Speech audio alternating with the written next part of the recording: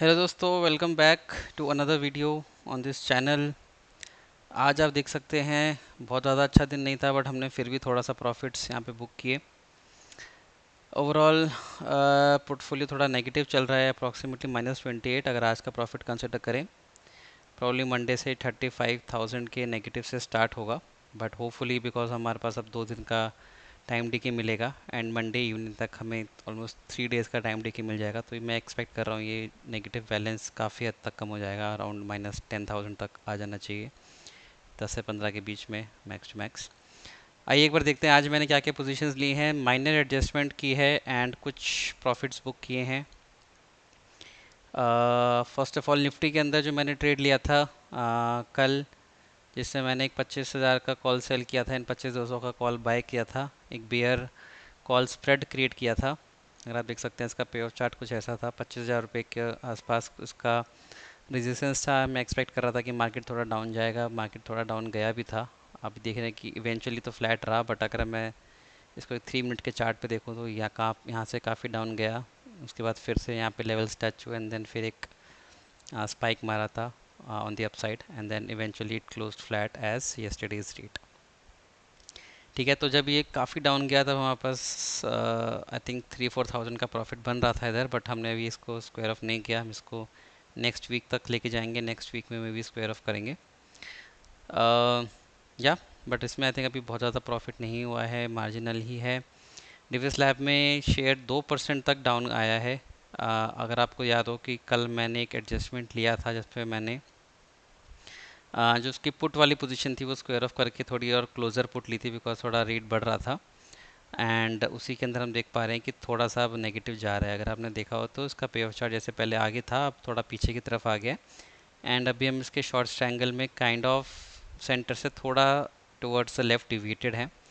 इसमें मैंने आज एक ट्रेड लिया है कि 6500 कॉल मैंने जो ऑप्शन सेल कर रखा था उसको मैंने आज स्क्वायर ऑफ करके इसका 6400 वाला कॉल ऑप्शन सेल किया है, बिकॉज इसका डिफरेंस थोड़ा ज़्यादा हो रहा था एंड अभी थोड़ा आप जैसे देख पा रहे हैं ये अब इसका पे ऑफ चार्ट थोड़ा बेटर लग रहा है।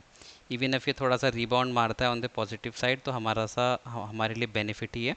अगर ये और ज़्यादा नेगेटिव में जाता है मैं मंडे, तो मे बी हम कॉल वाली साइड को और थोड़ा सा क्लोज लाएंगे एंड मे बी वहाँ पे भी थोड़े प्रॉफिट्स बुक कर सकते हैं। तो इसमें आपने देखा है कि ओवरऑल 7,000 का हमें इवेंचुअली फ़ायदा हुआ है इसके अंदर अभी तक।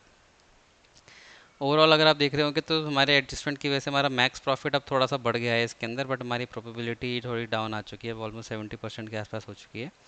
सो उसका हमें थोड़ा ध्यान रखना पड़ेगा। डीएलएफ के अंदर मेरा वही पहले वाली पोजीशन ही चल रही है, 820 कॉल ऑप्शन सेल कर रखा है एंड इसके अंदर आप देखोगे तो 9,000 का मेरे प्रॉफिट हो रहा था, तो वो मैंने बुक कर लिया है आज। दैट इज़ बिकॉज मेरे थोड़े से पोजीशंस नेगेटिव हो रहे थे एंड मैं चाह रहा था कि ओवरऑल मेरा डे थोड़ा पॉजिटिव में निकले।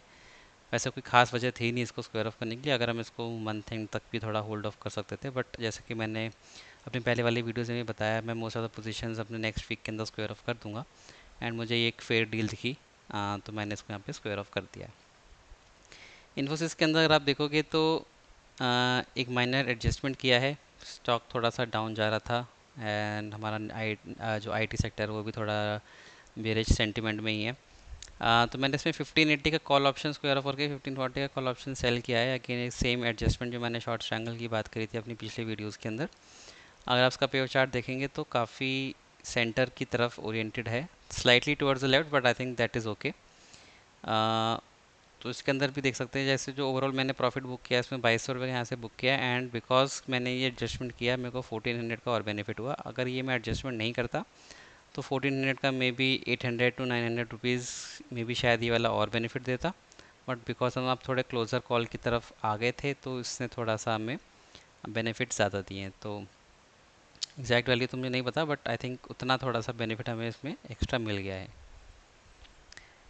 जेएसडब्ल्यू स्टील के अंदर मार्केट काफ़ी अप डाउन सी रही आज, अगर आप देखेंगे तो पहले डाउन गया काफ़ी, जब इस रेंज पे था, इस प्राइस पॉइंट पे था, हमें थोड़ा डिसेंट था, बट आई थिंक वापस अब रीगेन किया है इसका प्राइस एंड इसलिए आपको दिख रहा होगा कि कॉल साइड पे जो है इसमें थोड़े अभी लॉसेस बड़े दिख रहे हैं। अगर आप इसका पे ऑफ चार्ट देखें तो अभी अभी हम सेंटर में ओरिएंटेड हैं, राइट। इसका जो कॉल साइड वाले का जो प्रीमियम है मुझे थोड़ा सा एक्स्ट्रा लग रहा है, सो प्रोबेबली मंडे ट्यूसडे तक ये थोड़ा सा न्यूट्रलाइज हो जाए एंड इसके नंबर्स काफ़ी ड्रॉप हो सकते हैं, तो हमारा प्रॉफिट वैल्यू काफ़ी बढ़ सकती है इसके अंदर, अगर कोई बहुत मेजर चेंजेस नहीं आते हैं इसके अंदर। आप ब्रेक इवन अगर देख पा रहे हैं तो -5 एंड +5% अगर स्टॉक मूव करता है तो हमें कुछ ओवरऑल लॉस होगा इस स्ट्रैटेजी के अंदर। एंड ये जो स्ट्रैटेजी है ये भी प्रीवियस प्रॉफिट्स को तो कंसिडर भी नहीं कर रही है, जो कि हम ऑलरेडी इसके अंदर बुक कर चुके हैं, राइट। नौकरी के अंदर भी आज कोई ट्रेड नहीं, अराउंड 1% तक ये राइज हुआ है, लेकिन स्टिल हमारा व्यू भी बियरिश ही है, तो मैंने 1460 का कॉल ऑप्शन ही सेल कर रखा है, इसमें मैंने कोई और न्यू ट्रेड नहीं लिया। नेस्ले इंडिया थोड़ा सा इंटरेस्टिंग है, इससे कुछ हम लर्निंग ले सकते हैं। अगर आप देखो तो कल मैंने एक अपनी वीडियो में बात करी थी कि मैंने यहाँ पे ये वाला ट्रेड थोड़ा सा गलत ले लिया था, जब मैंने इसको एडजस्टमेंट किया था तो 1170 का पुट ऑप्शन मुझे होल्ड करके रखना चाहिए था। इंस्टेड मैंने 1170 वाले को भी स्क्वायर ऑफ करके 1190 वाला सेल ऑफ कर दिया था, जिसकी वजह से मेरा पे ऑफ चार्ट बहुत क्लोज आ चुका था मेरे स्ट्राइक प्राइस की वजह से, स्ट्राइक प्राइस पे। एंड उसी का ही थोड़ा सा नुकसान हुआ हमें आज, बिकॉज आज अगर हम नेस्ले का चार्ट देखोगे तो एक एकदम से सडन ड्रॉप हुआ था मॉर्निंग में, राइट। उसके बाद फॉर्चुनेटली मैंने यहाँ पे पोजीशंस अपनी स्क्वायर ऑफ नहीं करी, वरना ये जो रिकवरी हमें हुई वो नहीं मिल पाती। तो थोड़ा सा लेटर स्टेज में ऑफ द डे मैंने इसको स्क्वायर ऑफ किया, एंड द रीज़न बिकॉज जब इसका प्राइस 1995 के पास सॉरी 1195 के पास आ गया था, समवेयर अराउंड आप देख सकते हैं यहाँ तक ही टच हुआ था, राइट। ऑलमोस्ट 1190 के आसपास आ गया था, बट क्योंकि ये बहुत क्लोज आ चुका था मेरे स्ट्राइक प्राइस की वजह से, तो इसमें एडजस्टमेंट थोड़ा सा डिफ़िकल्ट हो गया था। प्लस जो भी एडजस्टमेंट मैं करता फिर मुझे थोड़ा उसको मंथ एक्सपायरी तक होल्ड करके रखना पड़ता। बस मेरा व्यू था कि मैं सारे पोजीशंस अपने नेक्स्ट वीक में क्लोज ऑफ या स्क्वायर ऑफ कर दूंगा। तो मैंने सोचा कि इसमें ज़्यादा रिस्क नहीं लेते। मेरा थोड़ा कॉन्फिडेंस भी इसके अंदर लूज़ हो गया था, मुझे नहीं लग रहा था इससे बहुत ज़्यादा प्रॉफिट की गुंजाइश, शायद ये टेंशन ज़्यादा दे रहा था, तो मैंने इसको ओवरऑल स्क्वायर ऑफ ही कर दिया एट अप्रॉक्सीमेटली 12,000 के लॉस पे। हालांकि थोड़ी प्राइस रिकवरी के बाद अब लगता है कि शायद नहीं भी करते तो भी ठीक था, but I think it was a fair decision जो हमने लिया, क्योंकि हमें बेकार में किसी स्टॉक के ऊपर टेंशन नहीं लेनी इतनी। तो अगर हमें कोई स्टॉक ज़्यादा टेंशन दे रहा है, हमें लग रहा है कि यार कुछ रिस्क ज़्यादा बढ़ रहा है या कुछ है, तो इट्स बेटर कि आप अपना छोटा लॉस लेके निकल सकते हो, एंड प्रॉफिट के मौके तो और आ ही जाएंगे। ठीक है, तो ओवरऑल हमारे मार्केट में यही ट्रेड्स रहे हैं। अगर आप देख सकते हैं कि आज भी हमने ओवरऑल 6000 का प्रॉफिट किया है, एंड मंडे से हम 35,000 से स्टार्ट कर सकते हैं। अगर आप एक बार को एक पीएनएल चार्ट देखते हैं मेरा, अगस्त से सितंबर में आप देख सकते हैं कितने सारे ग्रीन डेज हैं।